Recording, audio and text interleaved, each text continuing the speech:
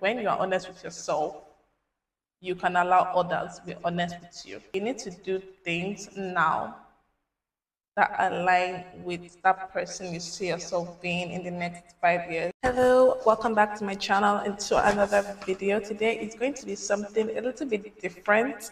Well, not that different because it kind of ties down to makeup. I'm going to be giving you glow up tips that have definitely helped me and will definitely help you because, like the title says, your makeup is only as good as how you look naturally. Your makeup is only as good as how you look naturally. So these glow up tips are going to take you to the next level naturally and even when you put on makeup. So let's get into it. So for the most part, I will definitely say that these tips have come through for me through trial and error. Once upon a time, I was, just a little duckling trying to find my way around and just trying out various things, but through my research, through personal experiences, I have come up with these tips. I mean, if you saw the thumbnail, you've seen my throwback, and at that time I really didn't know how to get to where I am now. Even though I'm not even where I want to be, it's still an ongoing journey for me. I didn't know how to get to where I wanted to go to, but I definitely knew that I needed to make progress. Like I was saying, I didn't know the steps on how to get there. Nobody told me, okay, you need to do this, you need to do that, you need to do this, you need to do that. A lot of the times, I just felt like how my life was, how I looked, whatever, are just the cards I was dealt with in life. And while you have your genetic makeup, how you look, you can definitely like get better. How you were as a child might not have been your responsibility, but when you become an adult, how you are, how you look, whatever becomes your responsibility. Anyway, I don't want to talk too much. I just wanted to give you guys a little backstory on, where I'm coming from, how I started, where I am now, how I'm going to go. And, if I could make the journey easier for you, then why not? The first thing I would say is having a clear image in your mind of who you want to be, like a long term vision. Have a long term vision of the person you see yourself as, maybe in 5 years' time, in 10 years' time, but you really need to have a clear image. Without a clear image, you have no direction. Without no direction, you can't even start moving.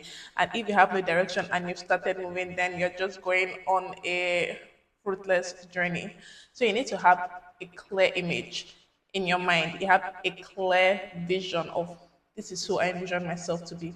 This is who I want to be. When I see myself in 5 years, when I see myself in 10 years, this is who I see. Not what the next person uh, has as an image of themselves, or what what is the image you have for yourself. And nobody can tell you this. Nobody can, tell you who you should be in 5 years' time or 10 years' time. They may give you hints. They may try to like, stare you, like go here, but ultimately you know who you want to be, and you need to be able to trust yourself and trust the decisions that you have made and the decision of who you want to be.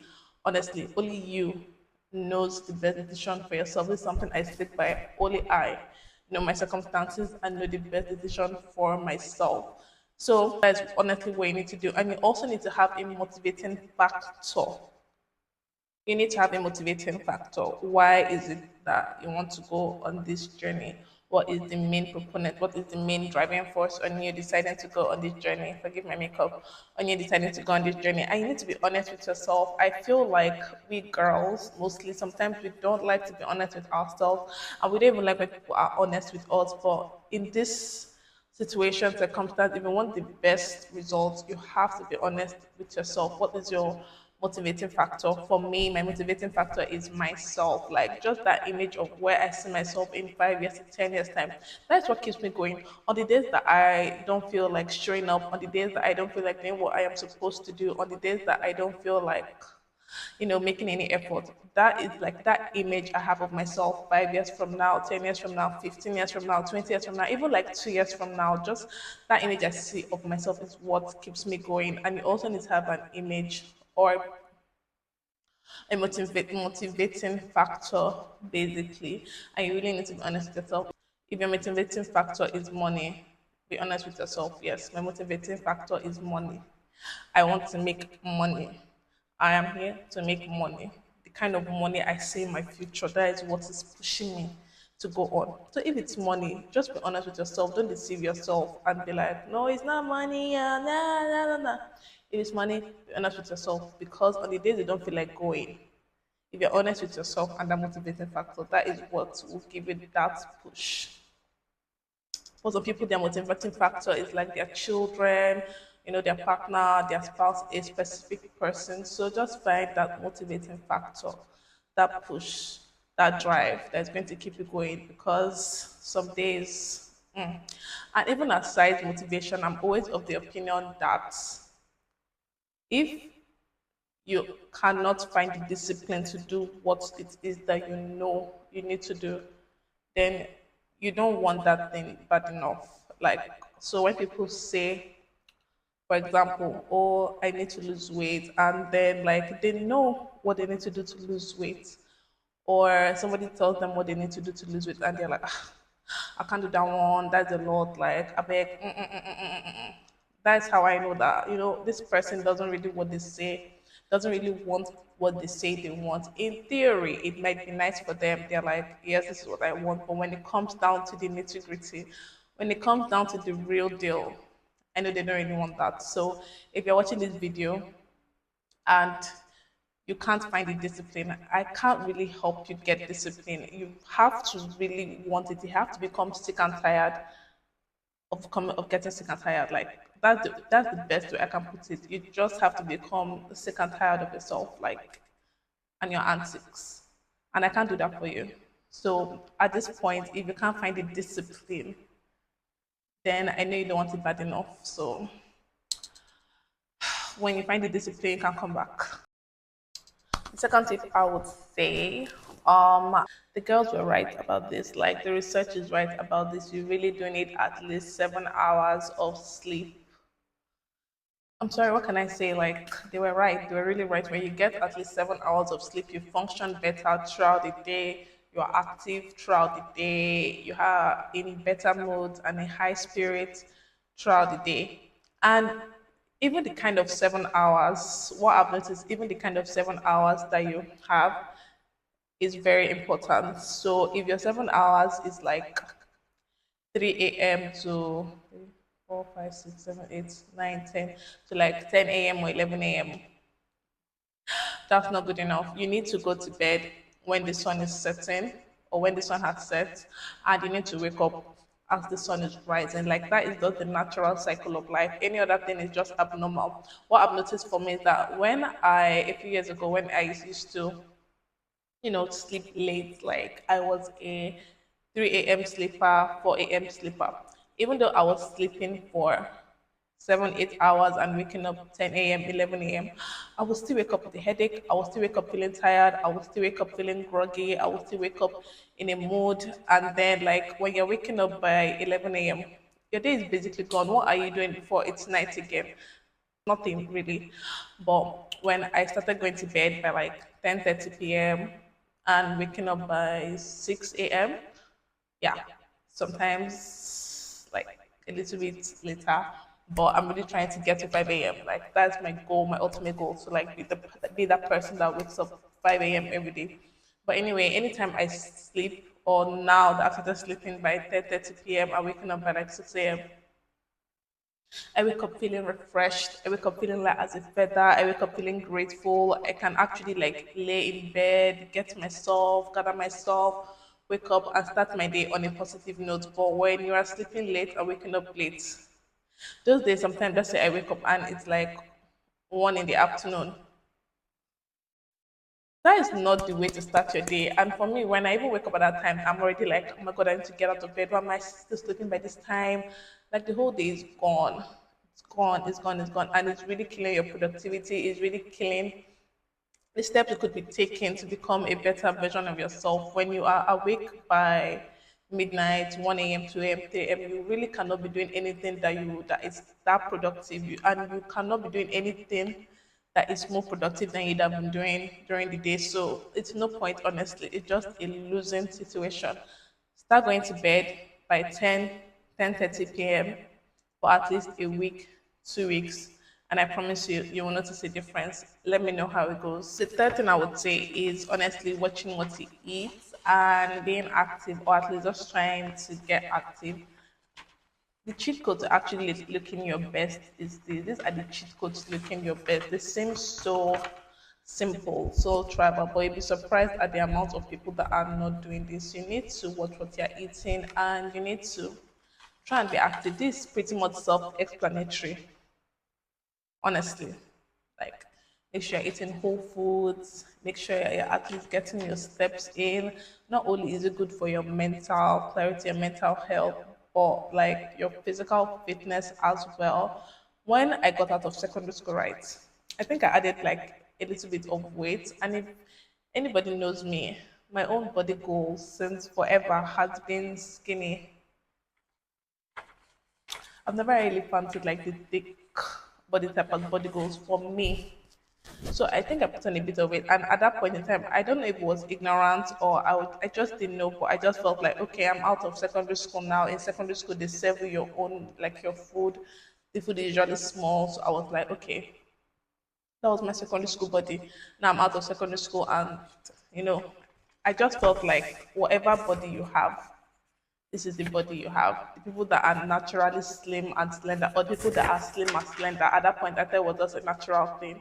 The people that are slim and slender, I was like, oh yeah, that's just the body they have and all, but you need to watch out for people that are naturally slim and slender. By their habits, you will know. And I'm not saying that, oh, it's like that for everybody. Obviously, there are exceptions to every general rule, but majority of the time, that is usually the case. So you really need to watch what it is that you're eating, and you need to be active, not just for like physically, but your mental health. Anytime I'm walking and going along, but that's when I get like my most ideas, my best ideas, my most creative ideas. So honestly, it is a game changer.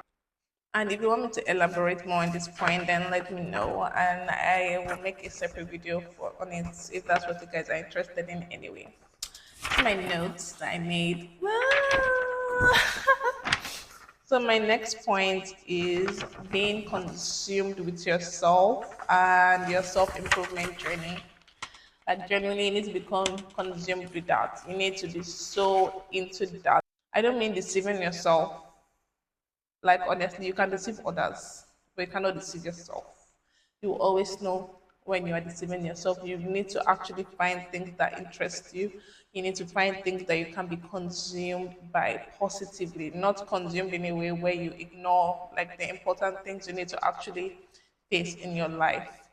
But find hobbies, find interests, find things that just, take your time and make you light up and just put you in that state of flow. Honestly, that's what you need to do. I need to become self-aware. Honestly, I feel like a lot of people, sometimes me myself included, are just not self-aware. And you honestly need to become self-aware, because if you're not self-aware, then how can you begin to make change? Because I'm saying if you're not self-aware, then you can't make any progress, you can't make change. You need to become self-aware of, your traits that are not that positive, of the things that are holding you back, of the habits that have kept you stagnant. You need to become self-aware of, the limiting beliefs that you have. You need to become aware of how people react to you, like how the people, like what is their reaction of you. You need to become aware of yourself. You need to become aware of the beliefs you have. You need to become aware of the thoughts you have. You need to become aware of the habits you have. You need to become aware of how you show up in your life and how you show up in the world. You really need to become self-aware. And the thing about self-awareness, I feel like it's an ongoing journey. You can never become 100% self-aware. Maybe, but to me right now, I feel like I can never become 100% self-aware. It's like an ongoing journey where you keep discovering things about yourself, and it's honestly so beautiful because sometimes you just do things that surprise you, and if you're able to sit with yourself and be like, wow, I guess I am this way. I guess I do this kind of things. Like it's such an ongoing journey, a beautiful journey, getting to know yourself. So you need to become self-aware. You need to become so focused on your self improvement journey. You need to do things that you said you are going to do. I think this ties down to the first point. Honestly, you need to do things now that align with that person you see yourself being in the next 5 years, in the next 10 years. Like that's what you need to do.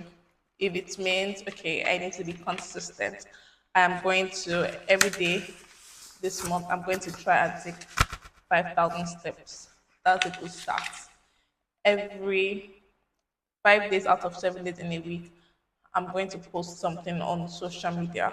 I'm going to practice my writing skills. Like whatever it is, like just do it. Just become consumed by that and actually like become interested in that and know what is going on around, because a lot of times we are really so interested about what's going on around us. The people that are like interested in themselves and their improvement journey, people that are invested in themselves and their improvement journey, 5 years from now, you're not going to recognize them. 5 years from now, you're going to look at them and going to be like, you're going to realize, like, wow, they actually did the work. They actually put in the work. I can't even be mad at them. 5 years from now is going to be 5 years from now. So you might as well just get digging, start digging, get the work in, start putting in the work. True change cannot happen if we are not honest with ourselves. So the first thing and the last thing is to always be honest with ourselves. It may not be nice, but be honest with yourself. And when you are honest with yourself, you can allow others to be honest with you. Because people that are not honest with themselves, when people are honest with them, they take offense to it. There's a difference between people being honest with you and, of course, throwing a backhanded compliment or something like that. You can only perceive people with how you show up in the world. Perception is always reality. So if you cannot be honest with yourself, believe me, anybody, a loved one, even that is trying to be honest with you, you're not going to take that. And I feel like people really like to hear what makes them feel good rather than what is going to improve them and make them better people, but doesn't sound good in the moment. Maybe this can be me sometimes, but I rather, in the long run, I rather hear what is not nice, but is going to make me improve in the long run. I feel like I've kind of even gone off topic with this video, but I feel like I'm still dropping them gems. So if you're enjoying this video, let me know in the comments. I'm about to clock off now, but what I'm going to say to close off this video is that your poor choices and your poor decisions are compounding and stacking up. People love to say, oh, your good habits compound over time, what you do compound over time, your productive habits compound over time, but the same goes for your bad habits too as well. And it's honestly just going to have a domino effect and you're going to come crashing. So you need to start taking the steps before that moment comes, because believe me, you don't want that moment to come. I don't want that moment to come. Okay? So, toodles.